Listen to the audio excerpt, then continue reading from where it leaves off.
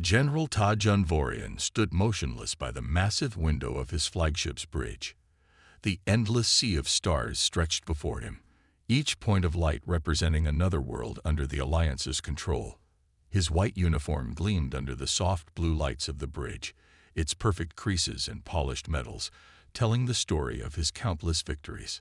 The Celestial Dawn was the pride of the Pan-Asian Galactic Alliance fleet. At 3 kilometers long, its sleek hull housed the most advanced weapons and defensive systems ever created. The bridge itself was a marvel of engineering, with holographic displays floating in the air and crew members working at their stations with practiced efficiency. "General," a voice called from behind him. Commander Du-hyun, his trusted aide for the past decade, approached with a data tablet in hand. The younger officer's usually calm face showed signs of excitement. "Sir, our deep space probes have detected something unusual in a previously unexplored sector." Vorian turned slowly, his tall frame casting a long shadow across the polished floor. "Unusual how, Commander?" "Radio signals, sir. Thousands of them. We found an inhabited system that somehow stayed hidden from our surveys." Du-hyun handed over the tablet, his hands trembling slightly. "They call their world Earth." The general's eyes widened as he scrolled through the data. The third planet of an unremarkable yellow star showed signs of advanced civilization, cities, satellites, and clear evidence of space travel. But something wasn't right. The technology level seemed wrong. "These readings can't be correct," Vorian muttered. "Their satellites use primitive radio waves. Their space vessels run on chemical fuel. This is technology from centuries ago." The bridge crew gathered around as more data poured in. Earth's civilization appeared to be in its technological infancy. Their most advanced computers were barely able to process a fraction of what the Alliance's smallest devices could handle. Their weapons were based on simple explosives and projectiles. Even their medical technology relied on cutting people open for surgery instead of using nano-healers. "Perhaps they're hiding their true capabilities," Commander Du-hyun suggested. Vorian shook his head. "No civilization has ever managed to hide from our sensors. Not like this." He straightened his back, making a decision. "Contact Ambassador Sunma. If these humans are as primitive as they appear, they'll benefit from Alliance protection." The next few weeks were filled with careful preparation. Ambassador Sunma, known for her diplomatic skills with newly discovered species, led the first contact mission. The Alliance chose to approach Earth openly, believing that a show of their advanced technology would convince the humans to accept their offer of protection. The first meetings seemed promising. Earth's leaders appeared suitably impressed by the Alliance's technology. Sun Mai reported that many human nations showed interest in joining the Alliance's network of protected worlds. But then things started to go wrong. "They're asking too many questions," Sun Mai reported during a private meeting with Vorian. Her usual confidence had been replaced by confusion. "They want to know everything about our shield technology, our faster-than-light drives, our quantum communications. It's like they're more interested in our technology than our protection." Vorian frowned. "That's not unusual for a primitive species. They see our advancement and want to learn." "No, sir, it's different." Sun Mai pulled up a hologram showing her latest meeting with Earth's leaders. "Watch their eyes, their body language. They're not afraid or impressed anymore. They're analyzing us." The situation deteriorated rapidly after that. Earth's nations began refusing Alliance observers in their military installations. They rejected offers of technological assistance, claiming they preferred to develop at their own pace. When Sun Mai tried to explain the benefits of becoming a protectorate, Earth's representatives politely but firmly declined. The final break came during a high-level meeting at the Alliance Council. Chancellor Jaho himself addressed Earth's representatives, explaining that remaining outside the Alliance's protection was not an option. The human diplomat's response shocked everyone present. "We appreciate the Alliance's offer," the Earth representative said calmly, "but we choose to remain independent. Any attempt to force our compliance will be met with resistance." The council chamber erupted in laughter. The idea that Earth could resist the Alliance military was absurd. Even their most powerful weapons couldn't scratch the paint on an Alliance shuttle, let alone threaten their warships. Chancellor Jaiho's face hardened. You misunderstand. This is not a negotiation. The Alliance protects primitive species from threats they can't comprehend. Your cooperation is appreciated but not required. The human diplomat stood up, straightened his simple cloth suit, and spoke words that would soon prove prophetic. Perhaps, Chancellor, it is you who doesn't comprehend the threat. After the humans left, the Council voted unanimously. Earth would be brought into the Alliance by force. The quick show of military might would convince them of their helplessness, and then they would accept protection gratefully. General Vorian received his orders that same day. He was to take the First Fleet, 5,000 of the most powerful warships ever built, and secure Earth's surrender. The operation was expected to last less than a day. As he prepared his fleet for departure, Vorian couldn't shake off a strange feeling of unease. Something about the human's confidence didn't make sense, but he pushed these thoughts aside. After all, how could a primitive species that hadn't even mastered fusion power possibly threaten the mighty Alliance fleet? He would learn the answer to that question all too soon. Part 2. The invasion begins. Space rippled like water as 5,000 Alliance warships tore through the fabric of reality. The fleet emerged from hyperspace in perfect formation, their massive hulls gleaming under the distant light of Earth's sun. Each ship was a masterpiece of engineering, their silver-white armor decorated with the blue stripes of the Pan-Asian Galactic Alliance. General Vorian stood in the heart of the Celestial Dawn's command center, his hands clasped behind his back as he studied the massive holographic display. The blue sphere of Earth floated before him, surrounded by what his sensors reported as primitive satellites and space stations. Display their defensive capabilities, Vorian ordered. Lieutenant Haynul's fingers danced across his control panel. Red dots appeared around Earth, marking their orbital defenses. They have approximately 300 satellites that could be weapons platforms, sir. All of them use basic chemical rockets for movement. No energy shields detected. The general allowed himself a small smile. The humans had scattered their defenses like children playing at war.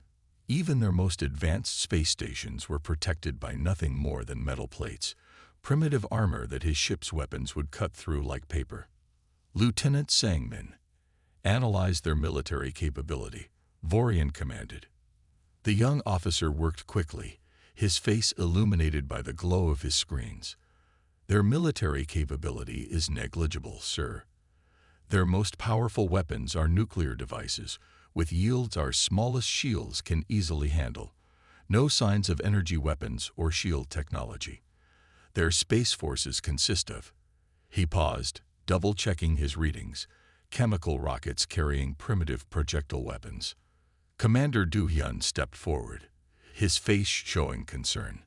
Sir, they've maintained complete radio silence since our arrival. No communications, no radar emissions, nothing. They're probably hiding in fear, Lieutenant Haynul suggested with a laugh. But Du-hyun shook his head. That's not typical behavior for a primitive species, sir. Usually, they attempt to communicate or at least show some reaction to our arrival. Vorian considered this. In his 30 years of bringing new worlds into the Alliance, he had never seen a civilization react with such complete silence. Primitive species typically either panicked and filled the airwaves with chaos, or tried to appear stronger than they were with threats and displays of their limited power. Perhaps they've accepted their fate, Vorian said, but something in his gut told him otherwise. He pushed the feeling aside and focused on the task at hand. Move the fleet into attack formation. Let's show them the futility of resistance. The Alliance fleet spread out in a massive arc, following battle plans that had conquered 100 worlds. The formation was designed to overwhelm planetary defenses with its first strike, while preventing any defenders from escaping the system. Sir, Lieutenant Sangmin called out, we're detecting unusual movement from their space stations. Vorian turned to look at the tactical display. The human space stations were indeed moving, but not to attack or defend. They were simply shifting position slightly, as if adjusting their view of the incoming fleet. They're probably trying to get a better look at real warships, Newell said with a smirk. Their primitive sensors probably need direct line of sight. The fleet continued its advance, moving past the orbit of Mars. The red planet's small moons gleamed in the sunlight, and Vorian noticed something odd about them. "Those moons," he muttered. "Do they look natural to you, Commander?" Duhyun studied the sensor readings. "Our preliminary scans showed them to be natural satellites, sir. Though," he adjusted some settings, "there does seem to be something odd about their mineral composition." Vorian was about to order a deeper scan when Lieutenant Sangmin interrupted. "Sir, Earth's moon. It's giving off strange energy readings." The massive display zoomed in on Earth's moon.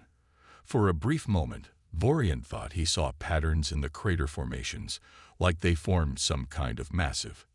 "No," he whispered, sudden understanding dawning on his face. "All ships, raise shields to maximum. This is a—" But before he could finish, Earth's complete silence was broken. A transmission cut through every channel, overriding even the Alliance's secure frequencies. A calm human voice filled the command center. "Alliance Fleet, this is Earth Defense Command. You have entered a restricted system without permission. Your acts of aggression have been noted. You have 30 seconds to retreat beyond the orbit of Mars. This is your only warning." The bridge crew looked at each other in disbelief. Even their most basic weapons could strike targets beyond Mars within seconds. Did these primitives really think distance would protect them? "Send them our demands," Vorian ordered, his voice firm. "Let them see what real power looks like." Lieutenant Newell prepared to transmit their surrender terms, but Commander Duhyun grabbed his arm.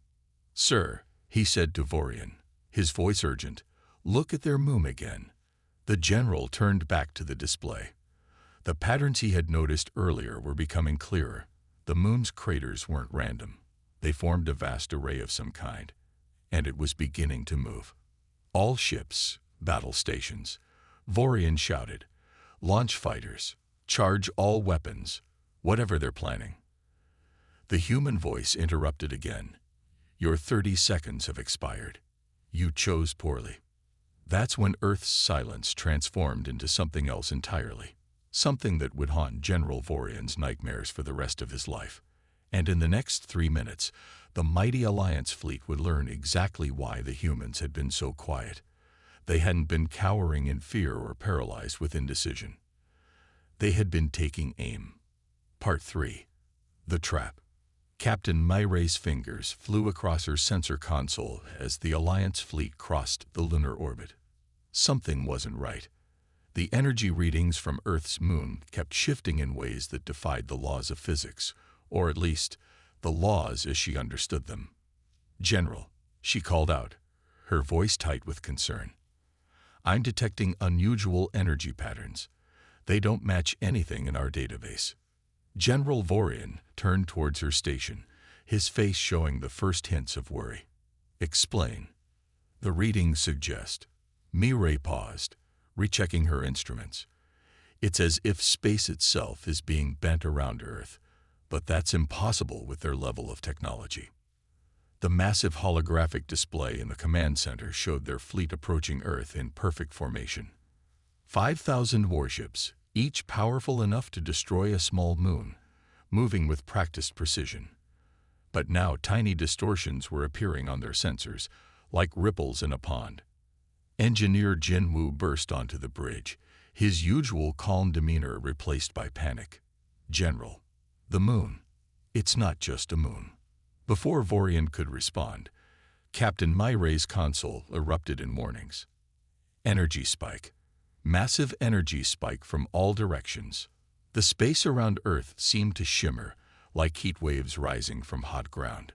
Then, in an instant that would forever change the galaxy's balance of power, thousands of satellites appeared out of nowhere. They simply winked into existence, surrounding the Alliance fleet in a complex three-dimensional web. Impossible, General Vorian exclaimed, his face pale with shock. Their cloaking technology surpasses our own. How could they hide so many? But the satellites were just the beginning. Earth's moon began to move, its surface breaking apart in precise, geometric patterns. What they had thought were impact craters revealed themselves as massive weapon ports, each larger than the Alliance's biggest warships. "Sir," Engineer Jinwoo shouted over the rising chaos on the bridge, "those aren't normal satellites. They're generating some kind of quantum field. Our shields, they won't work against." His warning was cut short as the first human weapon activated. A beam of pure white light shot from one of the satellites, passing through the strongest shields in the Alliance fleet, as if they didn't exist. The beam struck a destroyer on the fleet's outer edge, and the massive warship simply disappeared. Not exploded, not destroyed. It vanished, along with its crew of 3,000, leaving behind nothing but empty space. "How?" Commander Do-hyun whispered, horror in his voice. "Their technology was primitive. We saw their factories, their power plants. We saw what they wanted us to see." Vorian realized, too late. Everything they showed us was a lie.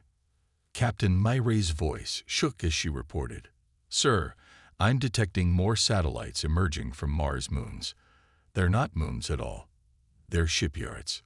The humans had hidden their true capabilities behind a mask of primitive technology. While the Alliance watched their chemical rockets and simple satellites, a vast network of advanced weapons had waited silently for the moment to strike. "All ships, evasive action," Vorian ordered, but there was nowhere to run. The trap had been perfectly laid. More satellites activated, each firing weapons that ignored shields and armor as if they were made of smoke. Some ships were converted to glass, others folded in on themselves like paper, and still others simply ceased to exist. Engineer Jinwoo worked frantically at his station, trying to understand the human weapons. "Sir, they're using quantum technology far beyond our understanding. They can change the fundamental forces of nature itself. Our weapons, our defenses, they're useless against this." The mighty Alliance fleet, which had conquered 100 worlds, found itself trapped in a web of impossibly advanced technology. Ships that could shrug off nuclear explosions were being swatted from space like insects. From Earth came another transmission, the same calm voice as before. "Did you really think we would show you our true capabilities? That we would reveal our defenses to potential invaders? Your arrogance has led you into a trap centuries in the making." General Vorian watched helplessly as his fleet died around him. The humans hadn't just prepared defenses, they had orchestrated every moment leading to this trap. Their primitive appearance, their careful questions about Alliance technology, even their polite refusal to join, it had all been part of their plan. "Sir," Captain Myre's voice was barely a whisper, "they're powering up the lunar defense grid." The surface of Earth's moon split apart further, revealing what looked like a giant eye made of pure energy. It focused on the heart of the Alliance fleet, and Vorian knew that everything he had believed about humanity's place in the galaxy had been wrong. They weren't primitive. They weren't defenseless. They were simply patient, waiting to see if the Alliance would come in peace or war. And now, in the cold void of space, humans would teach the galaxy a lesson about judging a species by its apparent level of technology. The lunar weapon began to glow, and Engineer Jinwoo's final warning echoed through the command center. "Brace for impact. They're about to." The light from Earth's moon grew brighter than a sun, and the trap closed completely around the proudest fleet in known space. The next 2 minutes would become the stuff of galactic legend. Part 4. 3 minutes of hell. The first minute of the battle redefined warfare in the known galaxy. The human defense grid activated with perfect synchronization, unleashing weapons that shouldn't have existed. Light bloomed from 1,000 points around Earth as their hidden arsenal sprang to life. General Vorian stood frozen on his command bridge, watching the impossible unfold. Quantum-guided missiles simply phased through the Alliance's strongest shields as if they weren't there. The missiles didn't explode. They transformed their targets. Proud Alliance warships turned to clouds of metallic dust or simply winked out of existence. Third Division is gone. Commander Do-hyun's voice cracked with panic. Just gone. 800 ships just disappeared. Before Vorian could process this loss, the second wave hit. Swarms of tiny drones, each smaller than a human hand, poured out of hidden bases on Earth's moon. They moved like a living silver cloud, adapting instantly to every defensive measure the Alliance ships tried. Lieutenant Sang-min's hands shook as he worked his console, point defense systems failing. The drones are learning from each attack. They're evolving as we fight them. The drones flowed around Alliance ships like water, finding every weak point, every gap in their armor. Some burrowed into the hulls, others merged together to form larger weapons. Ships that had survived 100 battles fell apart as the microscopic machines ate through their structures. 400 more ships lost. Sang-min reported, his voice barely a whisper. First minute isn't even over. The celestial dawn shuddered as something grabbed it.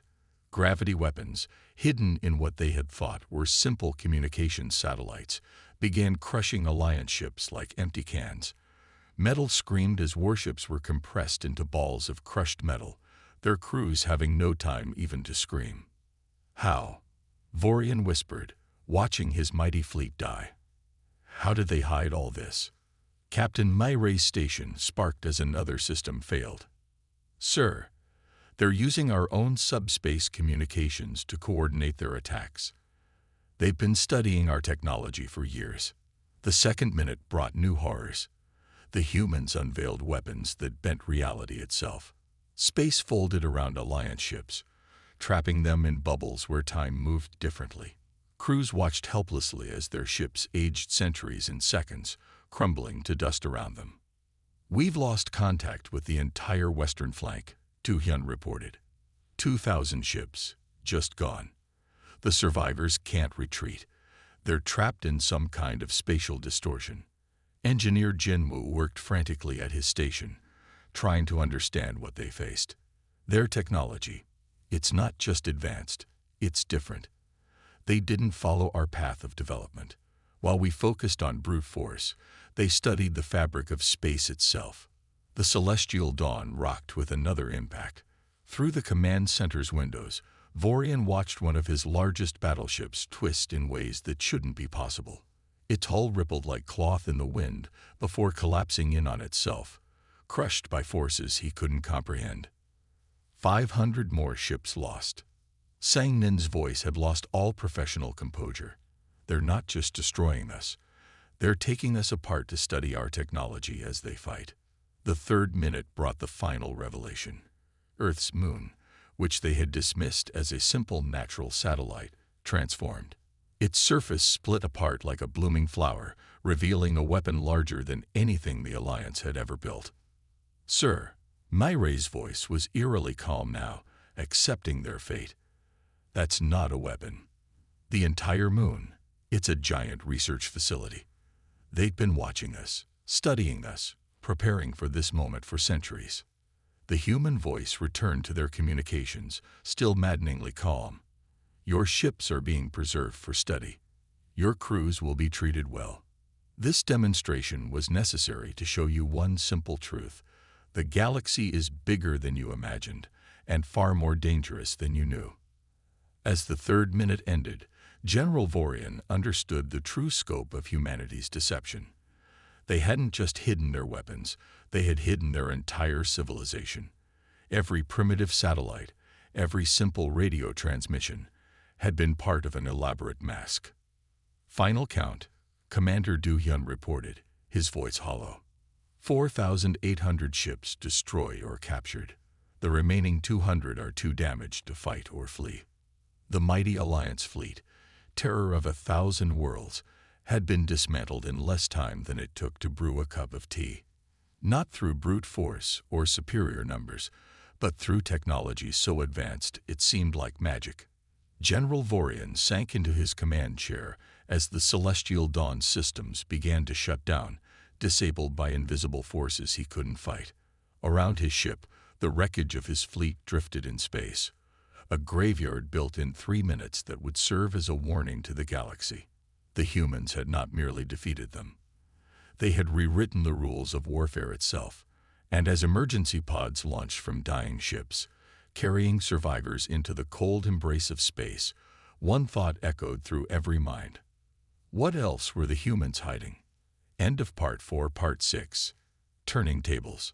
The Alliance's worst fears came true 1 week after their fleet's destruction. Deep within their secure command center on the capital world, emergency alarms blared as sensors detected massive energy signatures throughout Alliance space.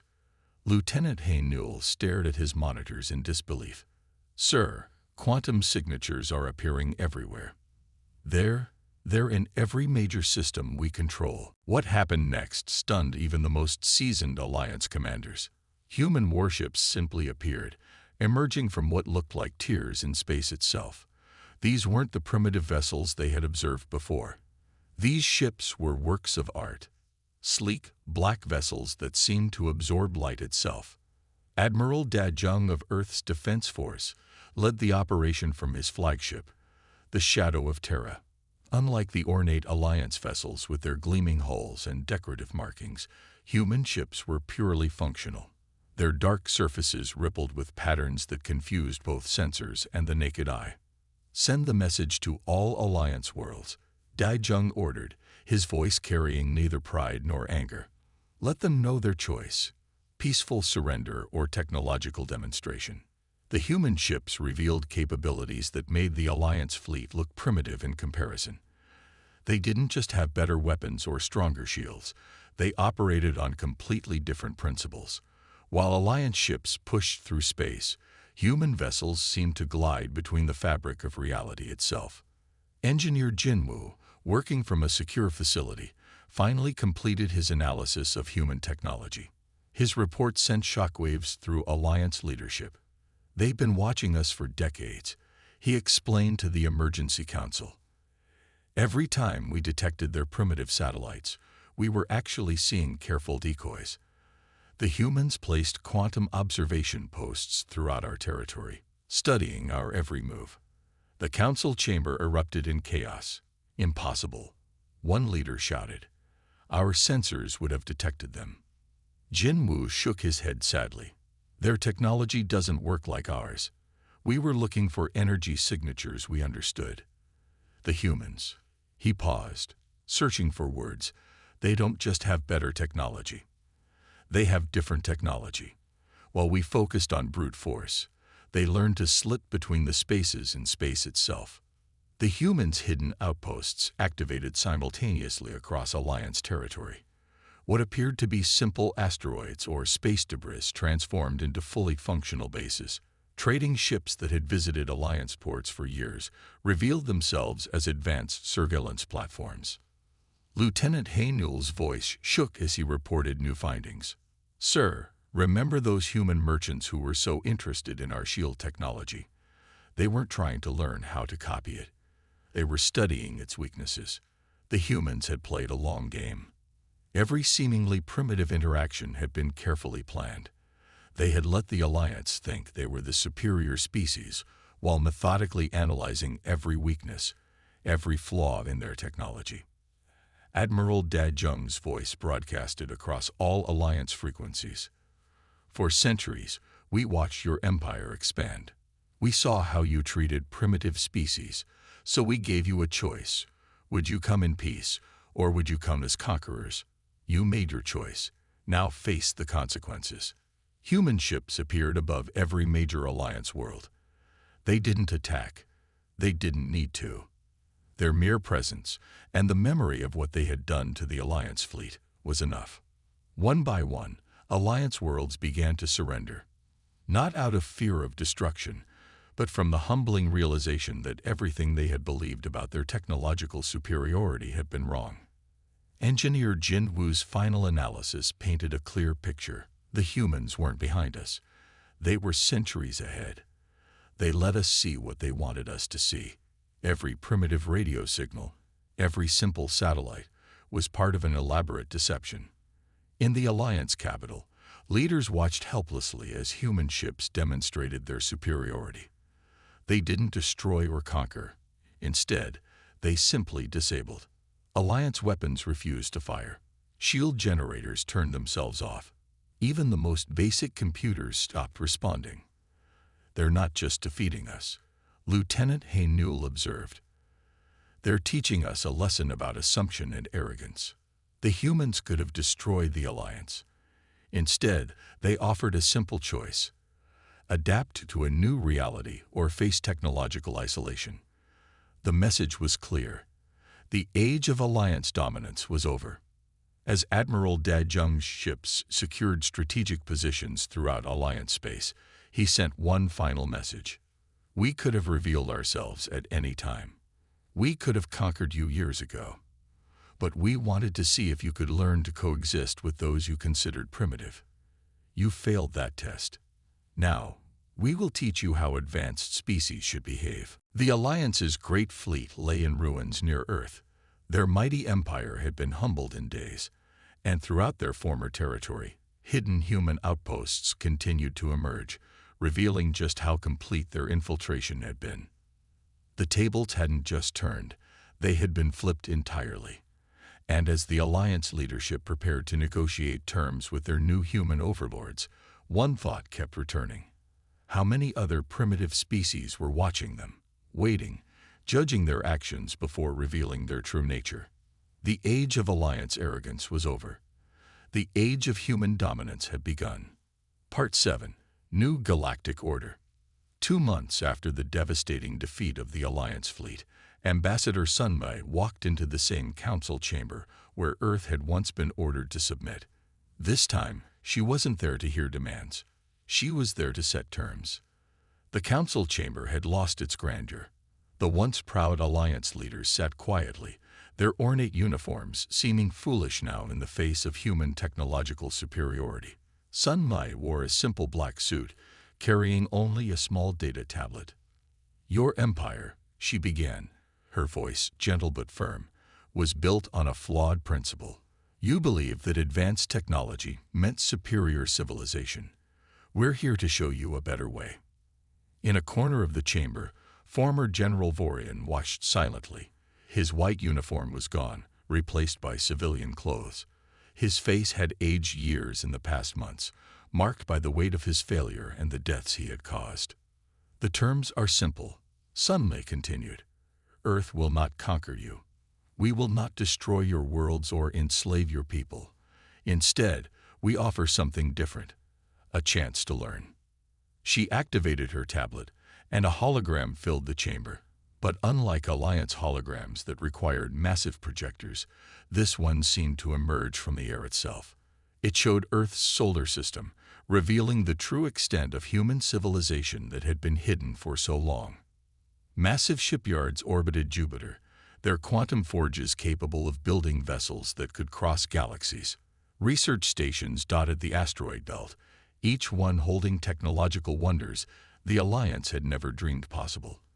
And Mars, what they had thought was a dead world, was actually the center of humanity's military power. "All of this," Sunmai explained, "was here when you first found us. We didn't build it in secret, we hid it in plain sight. Your sensors saw what they expected to see: a primitive world taking its first steps into space." The Alliance leaders watched in silence as the hologram showed more wonders. Earth's moon opened like a flower, revealing the vast research complex hidden within. The seemingly primitive satellites transformed, showing their true nature as quantum observation platforms. Vorian stood up slowly, his voice rough with emotion. "May I speak?" Sunmai nodded kindly. The former general faced his leaders, his shoulders straight despite his shame. "I have prepared my final report," he said. "It contains one simple truth. We mistook patience for weakness, preparation for primitiveness. The humans weren't behind us technologically.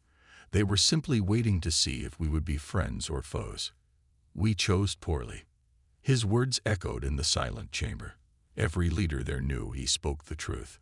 They had let their arrogance blind them, believing that their technology made them superior. Ambassador Sunma's next words brought hope to the grim chamber. Earth is establishing a new galactic council. All species will have equal representation, regardless of their apparent technological level. Because we've learned something in our centuries of watching you. True civilization isn't measured by the power of its weapons, but by the wisdom to know when not to use them. Over the next few years, the galaxy changed dramatically. Human technology, no longer hidden, reshaped civilization itself. Their quantum drives made travel between stars as easy as crossing a room. Their medical technology ended diseases that had plagued species for millennia. Their environmental systems could transform dead worlds into paradise gardens. But more importantly, they taught humility. Every Alliance world now had human advisors, not to rule, but to teach. They showed how to look beyond surface appearances, how to judge civilizations by their culture and wisdom rather than their technological achievements. The name Vorian entered the galactic language, but not as he had once hoped. Instead of meaning great conqueror, it became a warning. To pull a Vorian meant to let arrogance lead to catastrophic failure. Students across the galaxy studied the Battle of Earth not as a military engagement, but as a lesson in humility and perception. The former general himself found an unexpected role in the new order. At Sunma's request, he began teaching at the new Galactic Academy. His classes weren't about military strategy or combat tactics. Instead, he taught about the danger of assumptions, the cost of arrogance, and the importance of looking beyond the surface. 5 years after the battle, Vorian stood at his classroom window, watching ships from 100 worlds drift past. Human vessels moved among them, their dark hulls still mysterious and awe-inspiring. A student asked him if he regretted his actions that led to the Alliance's fall.